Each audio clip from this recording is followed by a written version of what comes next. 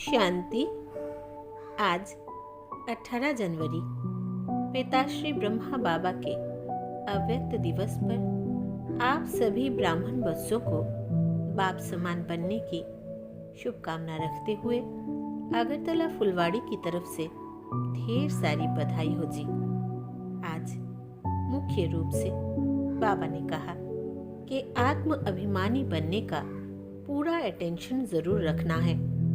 एक आंख में सुख धाम और दूसरी आंख में शांति धाम हो। फिर कहा, यहाँ हार जीत होते होते फिर नंबरवार पुरुषार्थ अनुसार पद को पाएंगे। आगे बाबा कहते, यह देह भी तुम्हारा नहीं, इसलिए इसे बाबा को दे दो, अर्थात सेवा प्रति संपूर्ण समर्पित हो जाओ।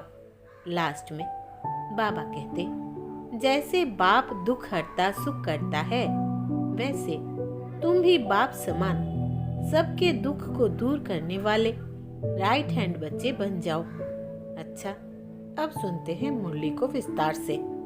18/1/2023 की मुरली है। मुरली का हेडलाइन है, पिताश्री जी के पुण्य स्मृति दिवस पर सुनाने के लिए बाप दादा के मधुर महावाक्य। प्रश्न है, भविष्य के लिए बच्चों ने बाप से कौन सा सौदा किया है? उस सौदे से संगम पर कौन सा फायदा है? उत्तर, देह सहित जो भी कुछ कखपन है वो सब कुछ बाप को अर्पण करके बाबा को कहते हो कि बाबा, हम आपसे फिर वहाँ सब कुछ लेंगे। यह है सबसे अच्छा सौदा। इससे तुम्हारा बाबा की तिजोरी में सब कुछ सेफ हो जाता है और अपार खुशी रहती है कि अभी यहाँ हम थोड़ा समय है, फिर अपनी राजधानी में होंगे। तुमको कोई पूछे तो बोलो, वाह, हम तो बेहद के बाप से बेहद सुख का वर्षा ले रहे हैं। अभी हम एवर हेल्दी एवर वेल्दी बनते हैं। ओम शांति। रूहानी बाप रूहानी बच्चों को समझाते हैं, मीठे बच्चे, जब यहाँ आकर बैठते हो तो आत्म अभिमानी हो, बाप की याद में बैठो। यह अटेंशन तुम्हारे लिए फॉर एवर है। जब तक जीते हो बाप को याद करते रहो। याद नहीं करेंगे तो जन्म जन्मांतर के पाप भी नहीं कटेंगे। रचयिता और रचना के आदि मध्य अंत का सारा स्वदर्शन चक्र तुम्हारी बुद्धि में फिरना चाहिए। तुम लाइट हाउस हो ना। एक आंख में है शांति धाम, दूसरी आंख में है सुख धाम। उठते बैठते चलते फिरते अपने को लाइट हाउस समझो। अपने को लाइट हाउस समझने से अपना भी कल्याण करते हो और दूसरों का भी कल्याण करते हो। बाबा भिन्न भिन्न युक्तियां बतलाते हैं। जब कोई रास्ते में मिले तो उनको बताना है, यह दुख धाम है। शांति धाम सुख धाम चलना चाहते हो, इशारा देना है। लाइट हाउस भी इशारा देते हैं ना, रास्ता दिखाते हैं। तुमको भी सुख धाम शांति धाम का रास्ता बताना है। दिन रात यही धुन होनी चाहिए। योग की ताकत से तुम किसको थोड़ा भी समझाएंगे तो उनको झट तीर लग जाएगा। जिसको तीर लगता है तो एकदम घायल हो जाते हैं। पहले घायल होते हैं, फिर बाबा के बनते हैं। बाप को प्यार से तुम बच्चे याद करते हो तो बाप को भी कशिश होती है। कई तो बिल्कुल याद ही नहीं करते हैं तो बाप को तरस पड़ता है। फिर भी कहते हैं, मीठे बच्चे, उन्नति को पाते रहो, पुरुषार्थ कर आगे नंबर में जाओ। पतित पावन सदगति दाता एक ही बाप है। उस एक बाप को ही याद करना है। सिर्फ बाप को नहीं, साथ साथ स्वीट होम को भी याद करना है। सिर्फ स्वीट होम भी नहीं, मिल्कियत भी चाहिए। इसलिए स्वर्ग धाम को भी याद करना है। बाप आए हैं मीठे मीठे बच्चों को परफेक्ट बनाने। तो ईमानदार बन सच्चाई से अपनी जांच करनी है कि हम कहाँ तक परफेक्ट बने हैं। परफेक्ट बनने की युक्ति भी बाप बताते रहते हैं। मुख्य खामी है ही देह अभिमान की। देह अभिमान ही अवस्था को आगे बढ़ने नहीं देता है, इसलिए देह को भी भूलना है। बाप का बच्चों में कितना लव रहना है। बाप बच्चों को देख हर्षित होते हैं, तो बच्चों को भी इतनी खुशी में रहना चाहिए। बाप को याद कर अंदर गदगद होना चाहिए। दिन प्रतिदिन खुशी का पारा चढ़ा रहना चाहिए। पारा चढ़ेगा याद की यात्रा से, वो आहिस्ते आहिस्ते चढ़ेगा। हार जीत होते होते फिर नंबरवार पुरुषार्थ अनुसार कल्प पहले मिसल अपना अपना पद पालेंगे। बाप दादा बच्चों की अवस्था को साक्षी हो देखते रहते हैं और समझानी भी देते रहते हैं। बाप दादा दोनों का बच्चों पर बहुत लव है, क्योंकि कल्प कल्प लवली सर्विस करते हैं और बहुत प्यार से करते हैं। परंतु बच्चे अगर श्रीमत पर नहीं चलते तो बाप कर ही क्या सकते हैं। बाप को तरस तो बहुत पड़ता है, माया हरा देती है, बाप फिर खड़ा कर देते हैं। सबसे मीठे ते मीठा वो एक बाप है। कितना मीठा कितना प्यारा शिव भोला भगवान है। शिव भोला तो एक का ही नाम है। मीठे बच्चे अभी तुम बहुत बहुत वैल्यूएबल हीरा बनते हो। वैल्यूएबल हीरे जवाहर जो होते हैं उनको सेफ्टी के लिए हमेशा बैंक में रखते हैं। तुम ब्राह्मण बच्चे भी वैल्यूएबल हो, जो शिव बाबा की बैंक में सेफ्टी से बैठे हो। अभी तुम बाबा की सेफ में रहे अमर बनते हो। तुम काल पर भी विजय पहन रहे हो। शिव बाबा के बने तो सेफ हो गए। बाकी ऊंच पद पाने लिए पुरुषार्थ करना है। दुनिया में मनुष्यों के पास कितना भी धन दौलत है, परंतु वो सब खत्म हो जाना है, कुछ भी नहीं रहेगा। तुम बच्चों के पास तो अभी कुछ भी नहीं है। यह देह भी नहीं है, यह भी बाप को दे दो, तो जिनके पास कुछ नहीं है उनके पास जैसे कि सब कुछ है। तुमने बेहद के बाप से सौदा किया ही है भविष्य नई दुनिया के लिए। कहते हो बाबा देह सहित यह जो कुछ कखपन है सभी कुछ आपको देते हैं और आपसे फिर वहां सब कुछ लेंगे, तो तुम जैसे सेफ हो गए। सभी कुछ बाबा की तिजोरी में सेफ हो गया। तुम बच्चों के अंदर में कितनी खुशी होनी चाहिए। बाकी थोड़ा समय है, फिर हम अपनी राजधानी में होंगे। तुमको कोई पूछे तो बोलो वाह, हम तो बेहद के बाप से बेहद सुख का वर्षा ले रहे हैं। एवर हेल्दी वेल्दी बनते हैं। हमारी सभी मनोकामनाएं पूरी हो रही है। यह बाप कितना लवली प्योर है। वो आत्माओं को भी आप समान प्योर बनाते हैं। तुम जितना बाप को याद करेंगे उतना अथाह लवली बनेंगे। देवताएं कितने लवली हैं, जो अभी तक भी उनके जड़ चित्रों की पूजा होती रहती है। तो अभी तुम बच्चों को इतना लवली बनना है। कोई भी देहधारी, कोई भी चीज पिछाड़ी को याद ना आए। बाबा आपसे तो हमें सब कुछ मिल गया है। मीठे बच्चों को अपने साथ प्रतिज्ञा करनी चाहिए, हमारे से कोई ऐसे विकर्म ना हो जिससे दिल अंदर खाती रहे। इसलिए जितना हो सके अपने को सुधारना है, ऊंच मर्तबा पाने का पुरुषार्थ करना है। नंबरवार तो है ही, जवाहरात में भी नंबरवार होते हैं ना। कोई में बहुत डिफेक्ट होती है, कोई बिल्कुल प्योर होते हैं। बाप भी जौहरी है ना, तो बाप को एक एक रत्न को देखना होता है। यह कौन सा रत्न है, इनमें कौन सा डिफेक्ट है। अच्छे अच्छे प्योर रत्नों को बाप भी बहुत प्यार से देखेंगे। अच्छे अच्छे प्योर रत्नों को सोने की डिब्बी में रखना होता है। बच्चे भी खुद समझते हैं कि मैं किस प्रकार का रत्न हूँ, मेरे में कौन सा डिफेक्ट है। अब तुम कहेंगे वाह सद्गुरु वाह, जिसने हमको यह रास्ता बताया है। वाह तकदीर वाह, वाह ड्रामा वाह।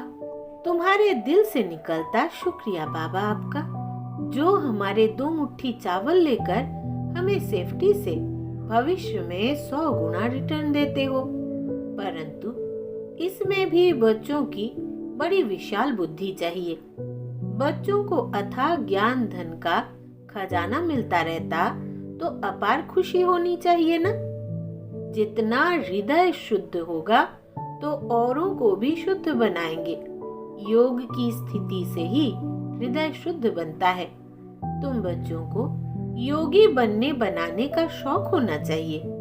अगर देह में मोह है, देह अभिमान रहता है, तो समझो हमारी अवस्था बहुत कच्ची है। देही अभिमानी बच्चे ही सच्चा डायमंड बनते हैं। इसलिए जितना हो सके देही अभिमानी बनने का अभ्यास करो। बाप को याद करो। बाबा अक्षर सबसे बहुत मीठा है। बाप बड़े प्यार से बच्चों को पलकों पर बिठाकर साथ ले जाएंगे।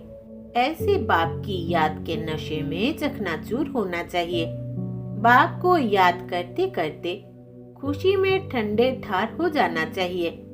जैसे बाप अपकारियों पर भी उपकार करते हैं, तुम भी फॉलो फादर करो, सुखदाई बनो। तुम बच्चे अभी ड्रामा के राज को भी जानते हो। बाप तुम्हें निराकारी, आकारी और साकारी दुनिया का सब समाचार सुनाते हैं। आत्मा कहती है, अभी हम पुरुषार्थ कर रहे हैं नई दुनिया में जाने के लिए। हम स्वर्ग में चलने लायक जरूर बनेंगे। अपना और दूसरों का कल्याण करेंगे। अच्छा, बाप मीठे बच्चों को समझाते हैं। बाप दुख हरता सुख करता है, तो बच्चों को भी सबको सुख देना है। बाप का राइट हैंड बनना है। ऐसे बच्चे ही बाप को प्रिय लगते हैं। शुभ कार्य में राइट हाथ को ही लगाते हैं। तो बाप कहते, हर बात में राइटियस बनो। एक बाप को याद करो तो फिर अंतमति सोगति हो जाएगी। इस पुरानी दुनिया से ममत्व मिटा दो। ये तो कब्रिस्तान है। धंधाधोरी बच्चों आदि के चिंतन में मरे तो मुफ्त अपनी बर्बादी कर देंगे। शिव बाबा को याद करने से तुम बहुत आबाद होंगे। देह अभिमान में आने से बर्बादी हो जाती है। देही अभिमानी बनने से आबादी होती है। धन की भी बहुत लालच नहीं रखनी चाहिए। उसी फिक्रात में शिव बाबा को भी भूल जाते हैं। बाबा देखते हैं सब कुछ बाप को अर्पण कर फिर हमारी श्रीमत पर कहाँ तक चलते हैं। शुरू शुरू में बाप ने भी ट्रस्टी हो दिखाया ना। सब कुछ ईश्वर अर्पण कर खुद ट्रस्टी बन गया। बस ईश्वर के काम में ही लगना है। विघ्नों से कभी डरना नहीं चाहिए। जहाँ तक हो सके सर्विस में अपना सब कुछ सफल करना है। ईश्वर अर्पण कर ट्रस्टी बन रहना है। अच्छा, मीठे मीठे सिकिलदे बच्चों प्रति माता पिता बाप दादा का याद प्यार और गुड मॉर्निंग। रूहानी बाप की रूहानी बच्चों को नमस्ते और हम रूहानी बच्चों की रूहानी बाप दादा को याद प्यार, गुड मॉर्निंग और नमस्ते बाबा नमस्ते। अव्यक्त महावाक्य 1977। सभी आवाज से परे अपने शांत स्वरूप स्थिति में स्थित रहने का अनुभव बहुत समय कर सकते हो। आवाज में आने का अनुभव ज्यादा कर सकते हो व आवाज से परे रहने का अनुभव ज्यादा समय कर सकते हो। जितना लास्ट स्टेज अथवा कर्मातीत स्टेज समीप आती जाएगी, उतना आवाज से परे शांत स्वरूप की स्थिति अधिक प्रिय लगेगी। इस स्थिति में सदा अतीन्द्रिय सुख की अनुभूति हो। इसी अतीन्द्रिय सुखमय स्थिति द्वारा अनेक आत्माओं का सहज ही आह्वान कर सकेंगे। यह पावरफुल स्थिति विश्व कल्याणकारी स्थिति कही जाती है। जैसे आजकल साइंस के साधनों द्वारा सब चीजें समीप अनुभव होती जाती है। दूर की आवाज टेलीफोन के साधन द्वारा समीप सुनने में आती है। टीवी द्वारा दूर का दृश्य समीप दिखाई देता है। ऐसे ही साइलेंस की स्टेज द्वारा कितना भी दूर रहती हुई आत्मा को संदेश पहुंचा सकते हो। वो ऐसे अनुभव करेंगे जैसे साकार में सम्मुख किसी ने संदेश दिया है। दूर बैठे हुए भी आप श्रेष्ठ आत्माओं के दर्शन और प्रभु के चरित्रों के हृदय ऐसे अनुभव करेंगे जैसे कि सम्मुख देख रहे हैं। संकल्प के द्वारा दिखाई देगा, अर्थात आवाज से परे संकल्प की सिद्धि का पाठ बजाएंगे। लेकिन इस सिद्धि की विधि ज्यादा से ज्यादा अपने शांत स्वरूप में स्थित होना है। इसलिए कहा जाता है साइलेंस इज गोल्ड। इसे ही गोल्डन एज स्टेज कहा जाता है। इस स्टेज पर स्थित रहने से कम खर्च वाला नशीन बनेंगे। समय रूपी खजाना, एनर्जी का खजाना और स्थूल खजाना सब में कम खर्च वाला नशीन हो जाएंगे। इसके लिए एक शब्द याद रखो। वो कौन सा है? बैलेंस। हर कर्म में हर संकल्प और बोल संबंध व संपर्क में बैलेंस हो तो बोल, कर्म, संकल्प, संबंध व संपर्क साधारण के बजाय अलौकिक दिखाई देगा, अर्थात चमत्कारी दिखाई देगा। हर एक के मुख से, मन से यही आवाज निकलेगा कि यह तो चमत्कार है। समय के प्रमाण स्वयं के पुरुषार्थ की स्पीड और विश्व सेवा की स्पीड तीव्र गति की चाहिए, तब विश्व कल्याणकारी बन सकेंगे।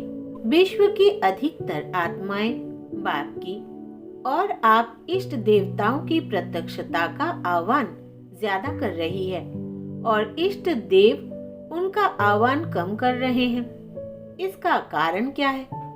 अपने हद के स्वभाव संस्कारों की प्रवृत्ति में बहुत समय लगा देते हैं। जैसे अज्ञानी आत्माओं को ज्ञान सुनाने की फुर्सत नहीं, वैसे बहुत से ब्राह्मणों को भी इस पावरफुल स्टेज पर स्थित होने की फुर्सत नहीं मिलती। इसलिए अभी ज्वाला रूप बनने की आवश्यकता है। बाप दादा हरि की प्रवृत्ति को देख मुस्कुराते रहते हैं कि कैसे टू मच बिजी हो गए हैं। बहुत बिजी रहते हो ना, वास्तविक स्टेज में सदा फ्री रहेंगे, सिद्धि भी होगी और फ्री भी रहेंगे। जब साइंस के साधन धरती पर बैठे हुए स्पेस में गए हुए यंत्र को कंट्रोल कर सकते हैं, जैसे चाहे जहां चाहे वहां मोड़ सकते हैं, तो साइलेंस के शक्ति स्वरूप इस साकार सृष्टि में श्रेष्ठ संकल्प के आधार से जो सेवा चाहे, जिस आत्मा की सेवा करना चाहे, वो नहीं कर सकते। लेकिन पहले अपनी अपनी प्रवृत्ति से परे अर्थात उपराम रहो। जो सभी खजाने सुनाए वो स्वयं के प्रति नहीं, विश्व कल्याण के प्रति यूज करो। समझा? अब क्या करना है?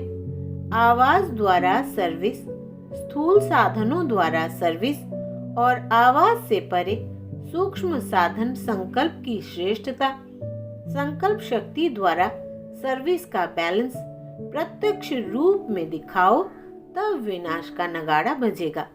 समझा? प्लान्स तो बहुत बना रहे हो, बाप दादा भी प्लान बता रहे हैं। बैलेंस ठीक न होने के कारण मेहनत ज्यादा करनी पड़ती है। विशेष कार्य के बाद विशेष रेस्ट भी लेते हो ना। फाइनल प्लान में अथकपन का अनुभव करेंगे। अच्छा, ऐसे सर्व शक्तियों को विश्व कल्याण के प्रति कार्य में लगाने वाले संकल्प की सिद्धि स्वरूप स्वयं की प्रवृत्ति से स्वतंत्र, सदा शांत और शक्ति स्वरूप स्थिति में स्थित रहने वाले सर्वश्रेष्ठ आत्माओं को बाप दादा का याद प्यार और नमस्ते। ऐसे प्यारे बाप दादा को हम बच्चों का दिल से याद प्यार, गुड मॉर्निंग और नमस्ते बाबा नमस्ते। वरदान है, साइलेंस की शक्ति द्वारा नई सृष्टि की स्थापना के निमित्त बनने वाले मास्टर शक्ति देवा भव। विस्तार है, साइलेंस की शक्ति जमा करने के लिए इस शरीर से परे अशरीरी हो जाओ। यह साइलेंस की शक्ति बहुत महान शक्ति है। इससे नई सृष्टि की स्थापना होती है। तो जो आवाज से परे साइलेंस रूप में स्थित होंगे वही स्थापना का कार्य कर सकेंगे। इसलिए शांति देवा अर्थात शांत स्वरूप बन अशांत आत्माओं को शांति की किरणें दो। विशेष शांति की शक्ति को बढ़ाओ। यही सबसे बड़े से बड़ा महादान है। यही सबसे प्रिय और शक्तिशाली वस्तु है। स्लोगन: हर आत्मा व प्रकृति के प्रति शुभ भावना रखना ही विश्व कल्याणकारी बनना है। हर आत्मा व प्रकृति के प्रति शुभ भावना रखना ही विश्व कल्याणकारी बनना है। अच्छा, ओम शांति।